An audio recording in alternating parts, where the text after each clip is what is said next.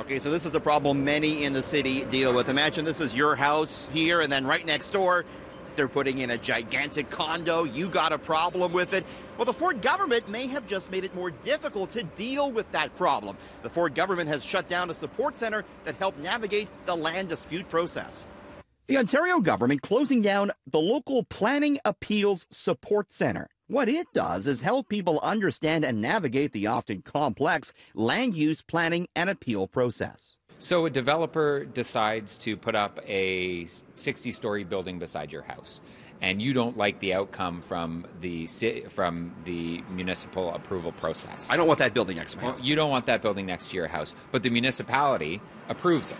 This body in particular was there to give advice and support to communities participating and appealing decisions that are taken to the outcome. It would help me fight the developer. It would help you fight the developer. And now, essentially, what's happened is the Ford government has eliminated that entirely. Why do you think they're doing this? Well, I think they're doing this because it costs money and it empowered people against developers. Now, we know that developers and some developers played a very important part in getting this government elected.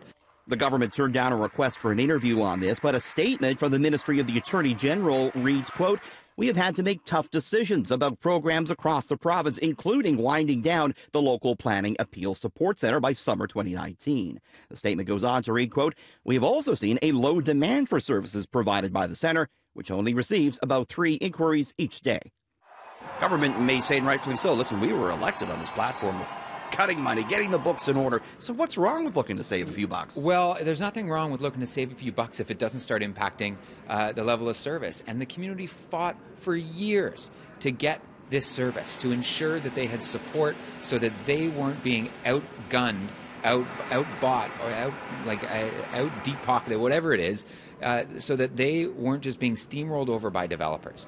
Mary Lee is the executive director of the soon-to-be-closed local Planning Appeal Support Center.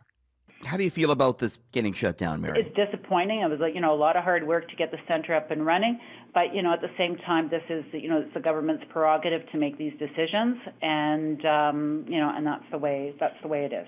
We're back to the same situation where we're stacking the appeal process so in favor of the developers that communities don't have a chance. The local Planning Appeal Support Center says they are committed to resolving disputes currently in front of them before they shut down for good.